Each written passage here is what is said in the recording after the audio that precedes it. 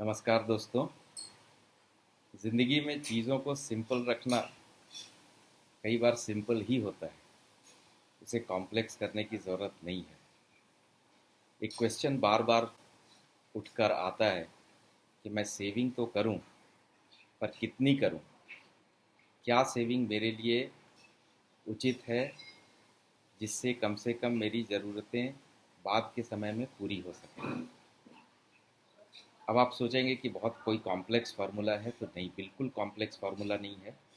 और इसको मैं बहुत ही साधारण लैंग्वेज में आपको समझाना चाहता हूँ कि जितनी आपकी उम्र है उतना परसेंट अगर आप इनकम का सेव करते हो तो आपकी लाइफ की हर छोटी बड़ी ज़रूरतें पूरी हो सकती हैं। मैं फिर से रिपीट करता हूँ, जितनी आपकी उम्र है, जितनी आपकी एज है, उतना ही सेविंग करना है।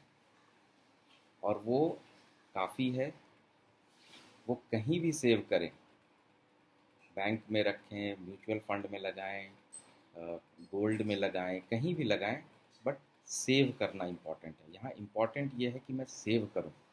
और अगर आप उम्र के हिसाब से सेव करते जाएंगे तो वो धीरे धीरे एक इतना बड़ा अमाउंट हो जाएगा जो आपकी हर ज़रूरत को पूरी कर सकता है। आप अगर 25 साल के हैं आपने नौकरी शुरू की है, तो आपको 25% सेव करना है। अगर आप 35 साल के हैं तो 35%, 45 साल के हैं तो 45%, 55 साल के हैं तो 55%। ये धीरे धीरे बढ़ता जाता है समय के साथ साथ। और आपको अपनी सेविंग भी उसी हिसाब से बढ़ाते रहनी है। अब सेविंग में क्या क्या चीज़ इंक्लूडेड है? सेविंग में हर प्रकार की वो सेविंग, जैसे पीएफ, पीपीएफ, एनपीएस, या आपने म्यूचुअल फंड में रखा है, शेयर्स में रखा है, बैंक्स फिक्स डिपॉजिट में रखा है, गोल्ड में खरीद के रखा है, ये सारी सेविंग्स उसके अंदर आती है। प्लस आप इसमें वो भी ऐड कर लें जो आप होम लोन लेते हैं उसकी ईएमआई, क्योंकि वो धीरे धीरे एक एसेट क्रिएट हो रहा है। इसमें आप एक्सपेंस वाले चीज़ों को ना ऐड करें। कई बार हम गलती करते हैं कि कार लोन मैं पे कर रहा हूँ तो वो भी तो मेरी सेविंग है। नहीं, ये डिप्रिशिएटिंग एसेट्स है, ये एक तरह से एक्सपेंसेस है। So car loan, personal loan, credit card loan, ये सब अगर आप पे कर रहे हैं तो ये आपके सेविंग्स का हिस्सा नहीं है। इवन टर्म इंश्योरेंस और मेडिकल इंश्योरेंस हर साल रिन्यू होते हैं। उनके उनकी अवधि नॉर्मली 1 साल की होती है। आप कंटिन्यू कर सकते हैं, उसकी बेनिफिट मिलती है, बट वो एक्सपेंस के रूप में उसको आप काउंट करें। सो क्वेश्चन है कि ये क्या ये इतना होगा जो मेरी ज़रूरतों को पूरी कर सके? जी हाँ, ये उतना भी होगा और उससे बहुत ज़्यादा होगा जो आप सोच भी नहीं सकते।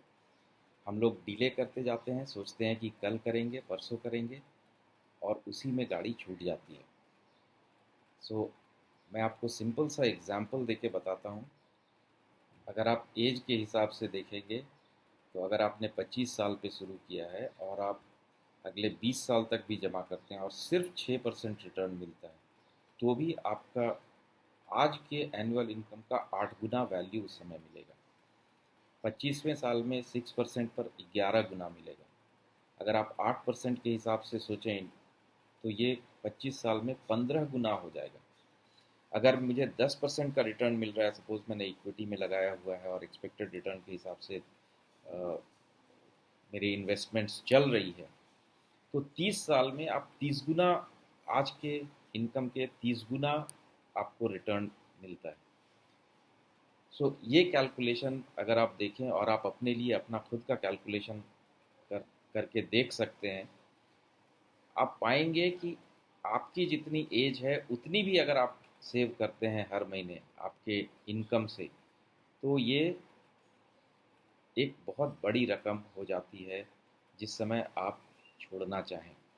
सो सपोज़ आप 25वें साल में आप ये डिसाइड करते हैं कि नहीं, मुझे अब नौकरी नहीं करनी है और मैंने जितना इकट्ठा कर लिया उससे ही अब आगे की ज़िंदगी चलानी है, तो भी ये पैसा इतना है कि अगर आप अपने एक्सपेंसेस थोड़े कम कर लें, 75% कर लें, 60% कर लें, तो अगले 30-35 सालों के लिए ये काफ़ी हो जाता है।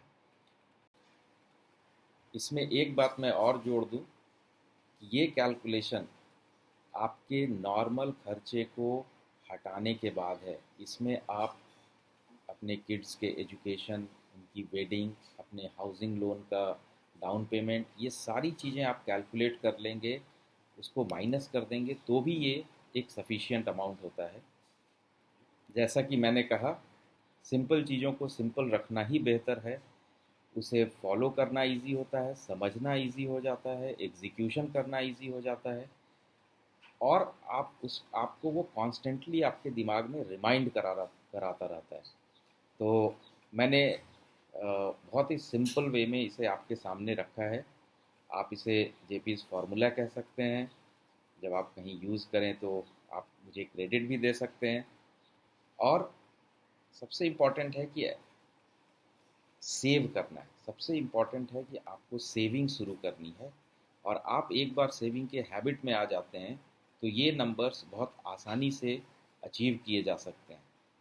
सो इम्पॉर्टेंट है कि अगर आपने अभी तक अपने एज के हिसाब से सेविंग करना शुरू नहीं किया है तो आज से ही शुरू कर दें, अभी से शुरू कर दें। एटलीस्ट निकाल के देखें कि आप कितना कर रहे हैं, कितना शॉर्टफॉल है। अगर आप ज़्यादा कर रहे हैं तब तो कोई बात ही नहीं है, आप बेहतर कर रहे हैं, आप उसे कंटिन्यू कीजिए। ठीक है दोस्तों, उम्मीद है कि आपको ये पसंद आया होगा। हम लोग ऐसी छोटी छोटी बातें लेकर आते रहेंगे। धन्यवाद। Thank you.